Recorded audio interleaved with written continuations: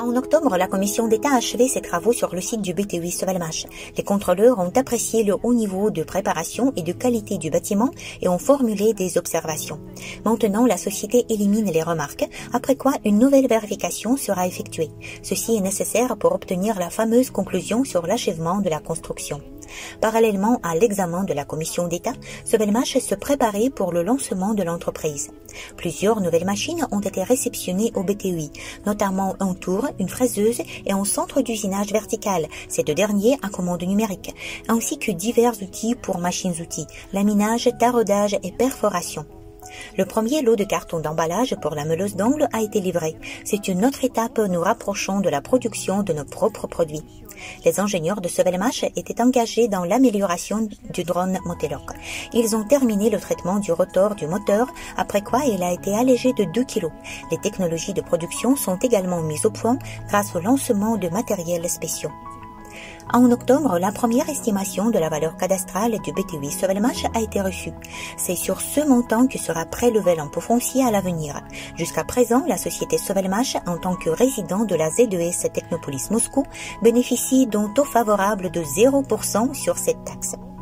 Dans le back-office Solagroup, la fonctionnalité pour déposer une demande d'échange des parts contre des actions a été mise en service pour 8 autres pays: Népal, Indonésie, Kazakhstan, Mali, Haïti, Niger, Sénégal et Gambie.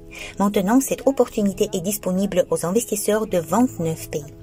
En octobre, Solagroup a nommé ses représentations dans 3 nouveaux pays, au Mozambique, en Guinée et au Brésil. À noter que le Mozambique est la première représentation de la société dans les régions de langue portugaise. C'est Miguel dos Santos qui a été nommé représentant des projets Solagroup au Mozambique. En Guinée, c'est Gédéon Abba et au Brésil, c'est Léon Mindias. L'ouverture d'une représentation dans les régions permet d'y organiser un travail régulier, de mener des activités en présentiel et en ligne sur une base continue, ainsi que d'augmenter le nombre d'investisseurs et de partenaires de nos projets là-bas. À ce jour, Solagroup est représenté dans 31 pays dans le monde. En Macédoine du Nord, un projet visant à créer un bateau solaire utilisant la technologie Slavenka se développe activement. Pour cela, la société de production Ressources a créé un moteur de bateau en modernisant un moteur à bobinage combiné de la société ASPP Weihai. Le représentant des projets Solagroup, Vasko Popovski, ses partenaires en Macédoine du Nord, ainsi que les partenaires de ressources représentant la société Zelengrad, ont assemblé un bateau macédonien traditionnel et ont installé un moteur et un auvent et ont tout préparé pour l'installation de panneaux solaires. Un permis de mise à l'eau du bateau a été obtenu. Nous attendons les tests sur le lac de Ride. En octobre, nous avons annoncé la conférence internationale Solagroup 2024 qui se tiendra le 16 novembre à Moscou et deviendra le principal événement en présentiel de l'année en cours.